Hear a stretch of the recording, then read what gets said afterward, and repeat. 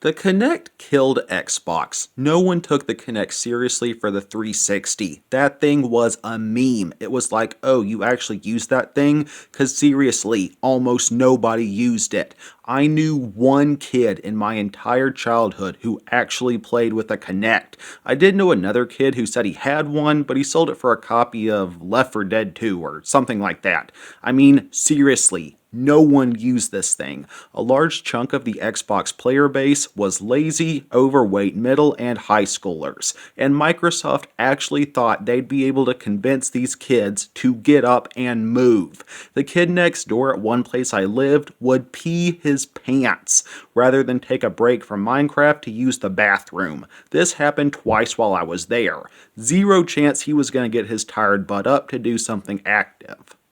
I think this was an attempt by Microsoft to compete with the Wii as a family-friendly device for playing games while being active, reinforced by the fact there was only one M-rated game in the thing's library. But the Kinect was truly doomed from the start. I mean, the Xbox had pretty much always been trying to appeal to more mature audiences and hardcore gamers. Then all of a sudden it tried appealing to strict Christian moms and family-friendly settings.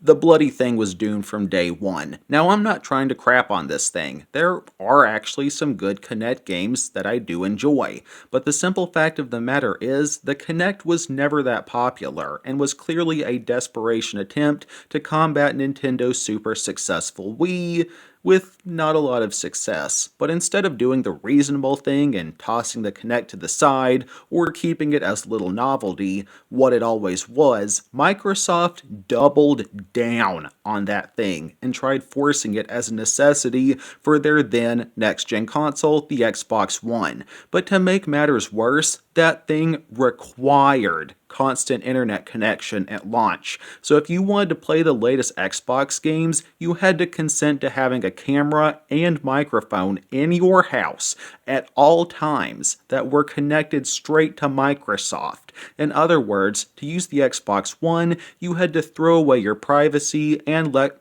Microsoft spy on you while you played Call of Duty in your underwear.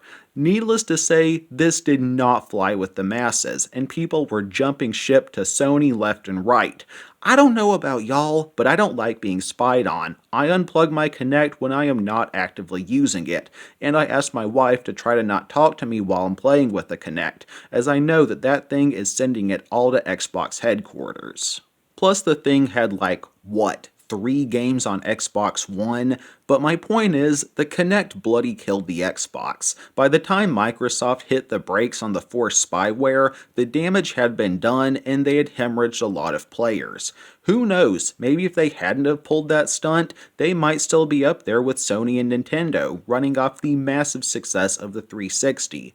Kinda makes me wonder where Xbox would have gone if the thing had never existed. They might be king of the console wars, instead of slowly fading away like Sega did decades ago. Just a little reminder of how a single mistake can cause years of damage. Microsoft has only a fraction of the power they once held in the gaming industry, and I honestly doubt they'll ever regain it.